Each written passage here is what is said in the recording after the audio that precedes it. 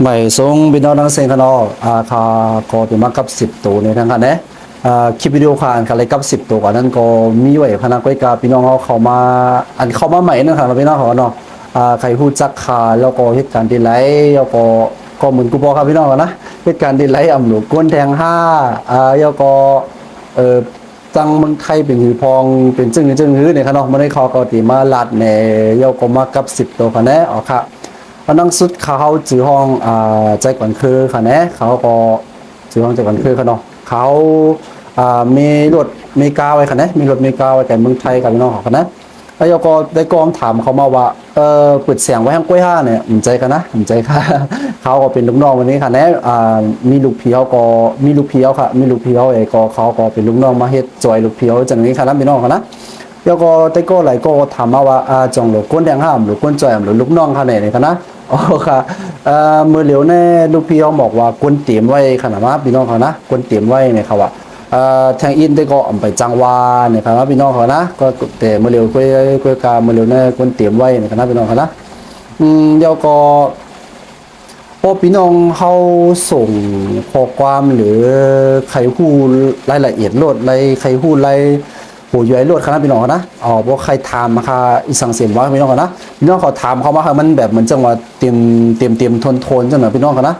จะว่าไอ้รถคาเสียงโมอีอัดแต่เล่นมีกันไรเนี่ยเอาจังคณะพี่น้องกันนะอย่าไปถามในคณะพวกพี่น้องกับมีเนี่ยก็พี่น้องกับรัดในบนก็อย่าไปรัดจังคณะพี่น้องนะรัดเหมือนจังหวะคือมันเตรียมทนขนาดเหมือนจังหวะรถคามันโมอีอดด้วยกามันโมมาตั้งหลังคันนี้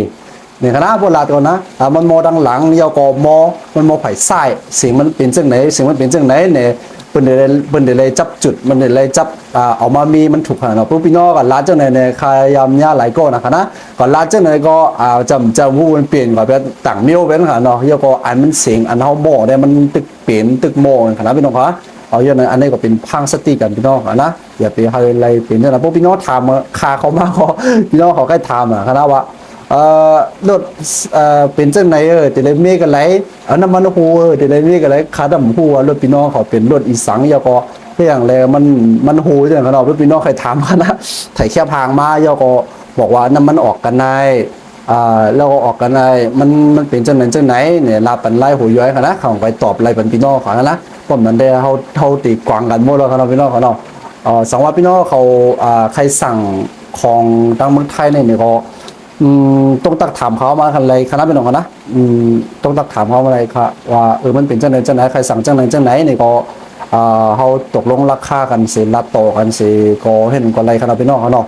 เอาค่ะอันนี้ก็เป็นวิดีโอมากับ10 ตัวสั้นๆป๊อดๆในคณะพี่น้องเขาเนาะผักกดไลค์กดแชร์พอกันนะพี่น้องเขานะเดี๋ยวก็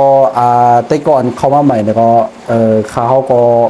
มีรถมีก้าของพี่น้องกันนะสองสนใจมีรถมีก้าเนี่ยก็ติดตามเขาไว้กันนะค่ะแล้วก็ตีมีคลิปวิดีโอรีเสปันดังผู้พี่น้องเขากันเนาะสองว่ามันผิดมันถูกกว่าจังอื่นนี่ก็พี่น้องเขาคอมเมนต์มาลับปันคาอะไรกันนะ